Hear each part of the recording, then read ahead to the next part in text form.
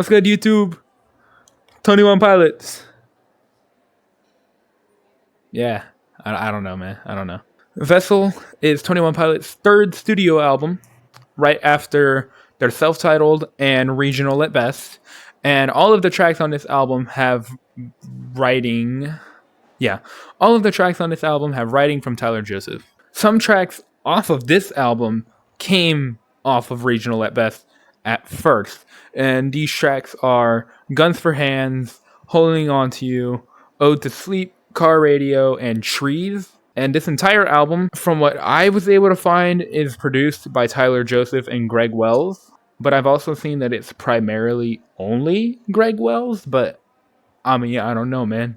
This album touches on topics such as mental health, concern for others, and in the case of not holding on to you, House of Gold, my bad, it kind of goes in depth on the future and sort of like it kind of tells a story of a conversation that Tyler Joseph would have with his mother.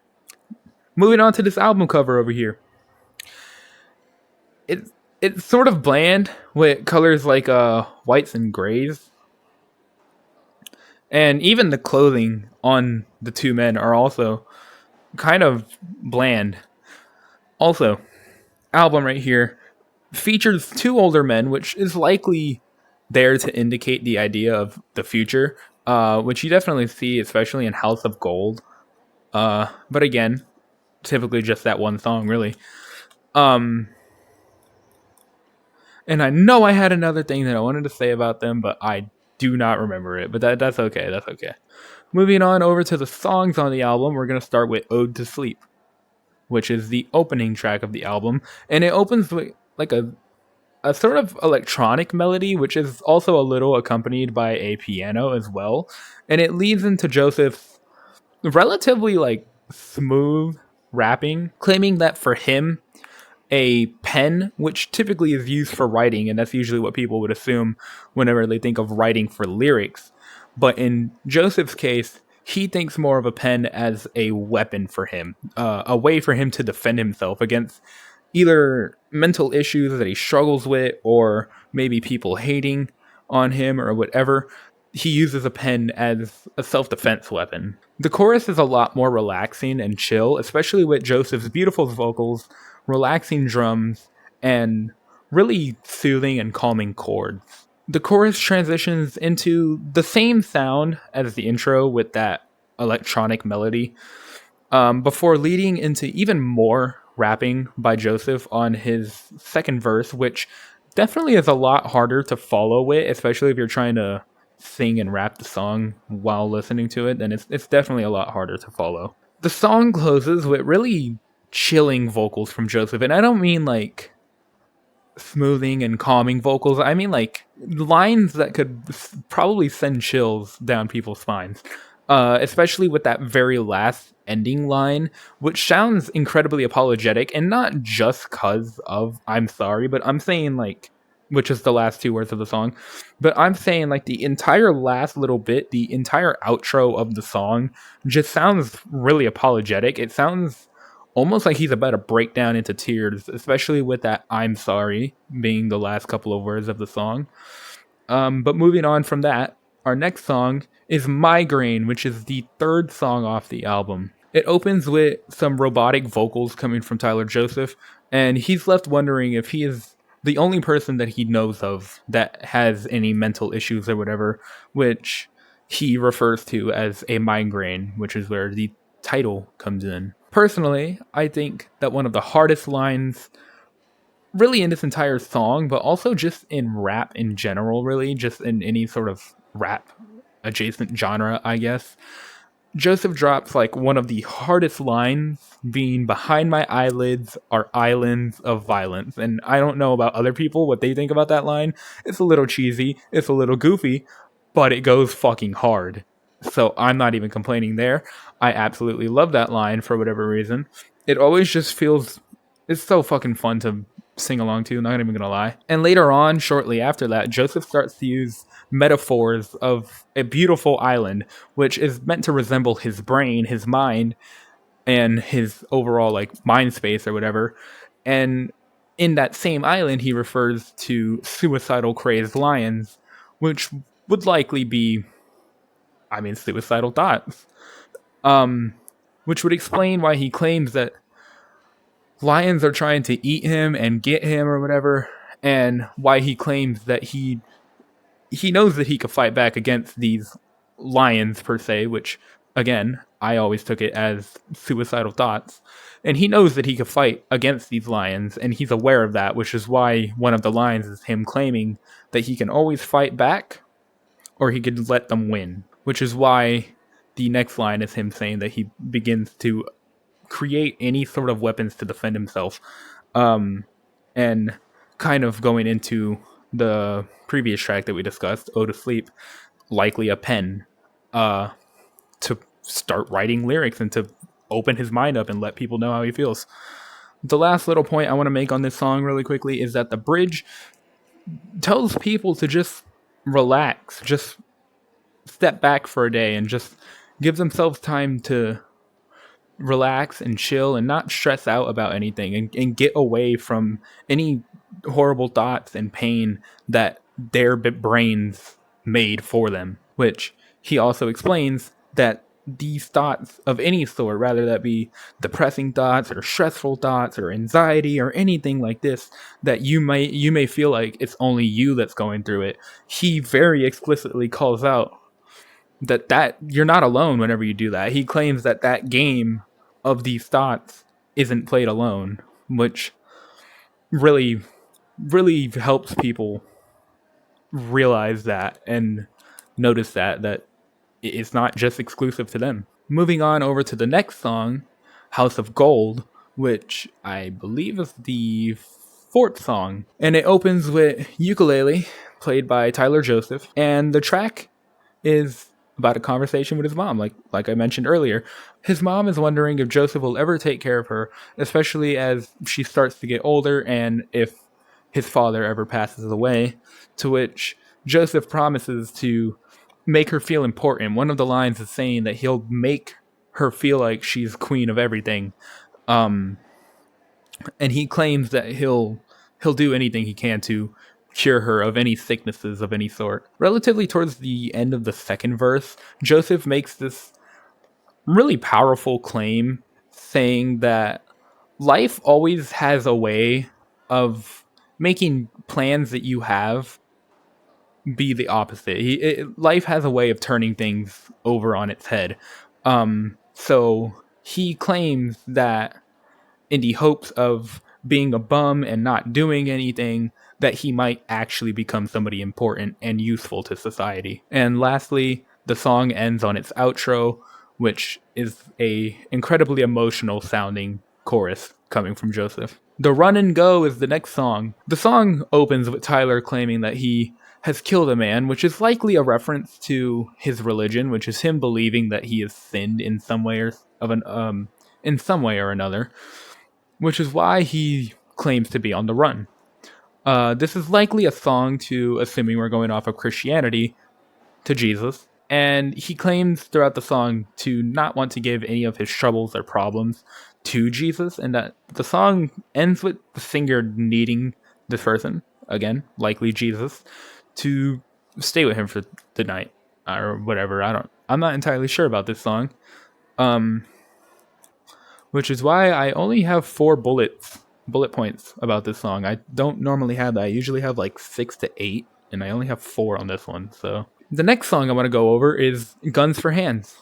This song opens with an incredibly upbeat kick drum and chords, and it leads into the first verse, and it sounds like it's about to be a relatively upbeat song, especially with that drum. It kind of, I mean, not for me, but like, if it could, it kind of gets people, if I had to take a guess, it kind of gets people into that mood of like kind of just wanting to dance, sort of, just because it's such an upbeat track, kind of like, or at least that's what it sounds like it's going to start as. But the first verse opens with Joseph explaining that parents likely find their children committing to self-harm of some sort, which is an incredibly dark turn for what sounded like it was about to be an incredibly upbeat song, which is an amazing thing that this band tends to do. And even in the album after this, he even mentions in one of the songs that it sounds upbeat, but it's definitely not. The chorus expresses Joseph's concern for any younger generations or any people that are going towards those thoughts of self-harm, and he expresses his concern throughout this, especially with lines claiming that he has trouble sleeping because of these thoughts that occasionally pop into his head, that some people are like, and children at that, are committing to these ideas or thoughts or whatever. And the idea of Guns for Hands, not, I mean, as a song title, but even in the chorus, is that these children have some sort of way to hurt themselves at any time. And the bridge has Joseph explaining that instead of taking people's pain out on themselves, and instead of committing to those harmful ideas or whatever, that they shouldn't do that, but direct it elsewhere. Rather that be towards Joseph himself or something else, or even at the song. And lastly, the song ends with the chorus, which, again, closing out before I head over to the last track that I'm going to mention, it is kind of disturbing how upbeat this song sounds. And there's a reason that I really went and emphasized how upbeat it sounds, because it's that, and then just like a really disturbing taboo, really. So this song does an amazing job shedding light into that idea. And lastly, the last song that I want to go over is Truth, which is the closing track of the album.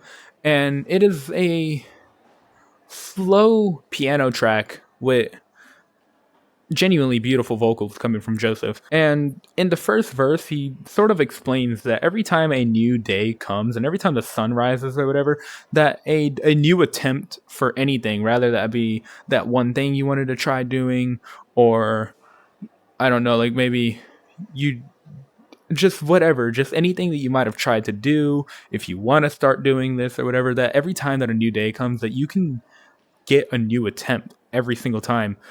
And it comes for everybody. It's not just this person over here, or it's not just me, or it's not just you. It's everybody that gets these attempts every time that the day starts again. And he wants, in the chorus especially, he expresses this, that he wants listeners to stay alive and to enjoy these moments and these chances and whatever, because one day they'll be gone and they're here in the moment with you, and he wants you to be able to enjoy that. And in this track, he's really speaking through the point of view of hope. He's clearly being hopeful towards you. That's why he's really like caring, and that's kind of especially sheds light on the idea of like, every time that this day starts, there's another time to do this, and if I fail, it's okay. The next day will come around, and I could try it again.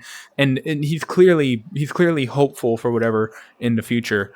And personally, I kind of feel like this song almost sort of closes out, kind of like an Inside Out kind of sounding piano. But moving on from there, going into my favorite songs off of this album, I have 6 of them, which is Ode to Sleep, because I think that's actually the first song I heard off of the album. Migraine, House of Gold, Guns for Hands, Car Radio, which I unfortunately didn't touch on, and Semi-Automatic, which again, unfortunately did not touch on. My least 2 favorite songs off of this entire album are The Run and Go, which, I mean, like I said, I don't really know what's going on in that song. That's why, how I mentioned, I only had 2 bullet points. So The Run and Go and Screen. Moving on to any issues that I might have had with this album, which don't necessarily hold the rating back all that much. This rating is still pretty damn high on a scale of 1 to 10, which is, I mean, obviously how I'm going to be ranking these. But moving on to the issues that I have with this album. On the track Holding On to You, it feels a little dumb whenever Joseph rhymes the word right with right. Especially because it's kind of right there at the start of the song. So then it's like, okay, well, now this is kind of dumb. And whenever I revert, what the fuck did I just say right there? Whenever I review Blurry Face, I will mention the song where he also fails to rhyme while mentioning that he always rhymes. I will definitely mention that. And you do know that song, I assure you. And I also feel that the opening line for the bridge, which I believe is Entertain My Fate, if I'm talking about the right song. I'm not sure though. The opening line for the bridge definitely feels like it repeated for way too long. The next issue I might have is that on Migraine, the pausing on depressing dots, as he says it, it's a bit odd and kind of unnecessary, really, and it definitely kind of ruins the feel for the rest of that same verse. I mean, not entirely. It just messes up a lot of people, I would say, especially if you're hearing it for the first time and you're like, okay, I'm gonna try singing along with this, and then he does like that weird little sing dots. It's like okay, well, like why are you doing that? Lastly, While Trees is an amazing track. This is the second to last track on the album, by the way. I do feel like it slows down the pace a bit again. That's fine, because again, second to last track is building up to truth. Um, but I do feel like it slows down drastically compared to the track right before it. I don't remember what it is. Might have been Gun for Hands, but I'm not sure. But it does slow down drastically. And another thing is that towards the end of the song, and just throughout the song, really, the repetition of the word hello, it definitely feels a little bit silly. But regardless of all of these flaws, which, they're not too bad aside from the fact, like, the only major flaw that you could really say, which is probably why I have it at that solid number, is that it's kind of a cringy album. It's a little cringy, but respectfully, everything really is. If you think about it, everybody is cringe to some degree.